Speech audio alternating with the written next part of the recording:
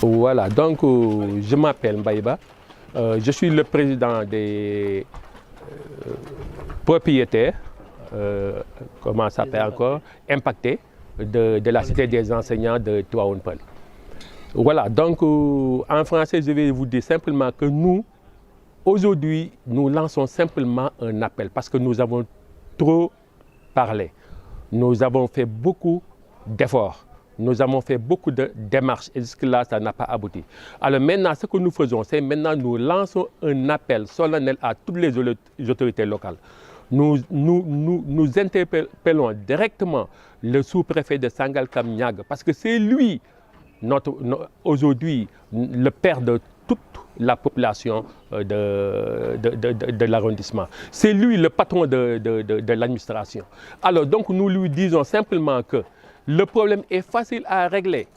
Il s'agit de venir sur place, d'observer et de voir de façon factuelle que les gens ont déjà habité, ils sont là. Et que la personne qui nous fatigue, il a vendu plus de 15 hectares qu'il prétend avoir détenir. Alors celui-là, comment est-ce qu'il peut maintenant se retourner 10 ans après pour dire qu'il a des parcelles dans notre site? Ce n'est pas possible. C'est des terrains qui sont déjà occupés, c'est des maisons déjà construites. Il démolit des fondations, il détruit des clôtures pour les vendre. Au nom de quoi? Alors comment est-ce qu'une seule personne peut maintenant vendre plus de 20 hectares dans une assiette qui est non pas un titre foncier, mais simplement qui relève du domaine national, alors que nous, on ne peut pas avoir 150 mètres carrés là où nous logeons avec notre famille? Ce n'est pas possible. Alors lui, il a vendu ce qu'il dit détenir. Il a vendu à la coopérative Mamdiara, il a vendu à la coopérative Mamfawa Douele, il a vendu aux Zibadou Rahman, il a vendu aux policiers, il a vendu aux militaires, il a vendu à des tierces personnes. Donc il a vendu plus de 20 hectares. Depuis la limite jusqu'au mur de clôture du mort, depuis la limite jusqu'à la frontière avec Niag, c'est lui seulement qui a tout vendu. Alors que dans l'extension de Tivaouane Peulh qui compte 28 hectares,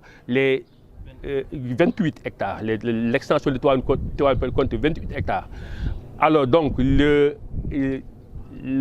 enseignants n'ont que 5. Une famille, la famille Gueye n'a que 1 hectare, ça fait 6 hectares. Maintenant, tous les 22 hectares qui restent, où sont passés les 22 hectares? Il ne s'agit pas de dire que voilà, il a un papier. Parce que ce papier-là, il l'utilise là où il veut. Il n'y a pas de limite. Il l'utilise tantôt ici, tantôt là-bas. Il déplace le papier comme il veut. Maintenant, il faut venir de façon factuelle, comme la présidence l'a demandé, comme la primature l'a demandé, faire l'état des lieux de l'extension de Tivaouane Peulh et voir exactement ce qui se passe, mais pas se compter sur des papiers simplement. Ce n'est pas possible.